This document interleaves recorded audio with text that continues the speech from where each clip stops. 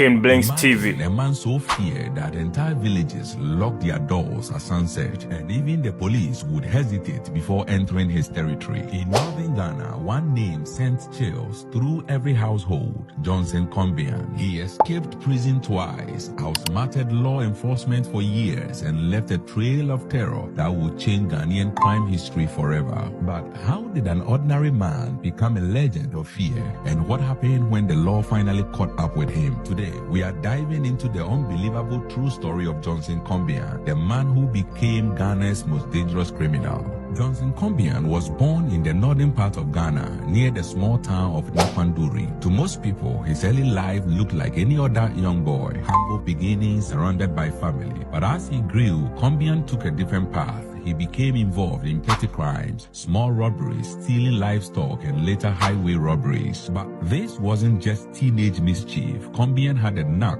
for escaping trouble. He was street smart, charming when he needed to be, and ruthless when he didn't get his way. Kombian's criminal record grew quickly. Eventually, he was arrested and sentenced to jail. But this is where his legend really begins. In 2010, Kombian pulled off what many thought was impossible. He escaped from the Tamale prison. Not once, but twice. Each time, authorities scrambled to find him, and each time, Kombian simply vanished into the bush. People in Napanduri started to believe Kombian had supernatural powers. Stories spread that he could disappear at will or turn into animals to escape the police. The reality was much simpler. Kombian knew the terrain better than anyone and had a loyal network of friends and family who helped him hide. But things took a deadly turn. On October 17, 2010, two young police officers, Constable Prince Ejare and Constable Osu Frempon, were ambushed and killed near Napanduri. Another officer barely survived. The attack was brutal and calculated. The message was clear. Kombian was not afraid of the law. The incident changed everything. Kombian was now not just a fugitive, but a cop killer.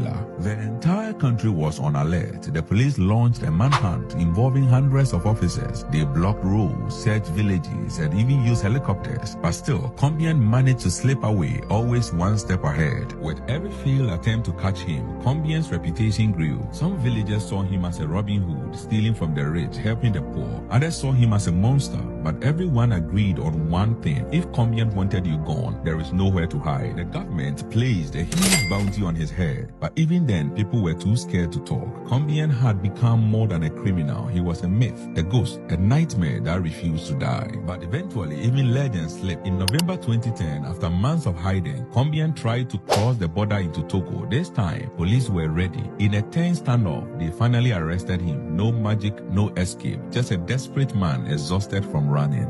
Back in Ghana, Kombian was charged with murder, escape, and a list of other crimes. The trial was tense. Survivors, police, and entire communities watched, hoping for justice. In 2015, he was finally found guilty and sentenced to death. Today, Kombian sits on death row. His days of escape and terror over, but his story lives on, whispers in the northern Ghana, a warning about how one man's choices can turn him into a legend of fear. Thanks for watching, but don't forget to drop your thoughts in the comment section.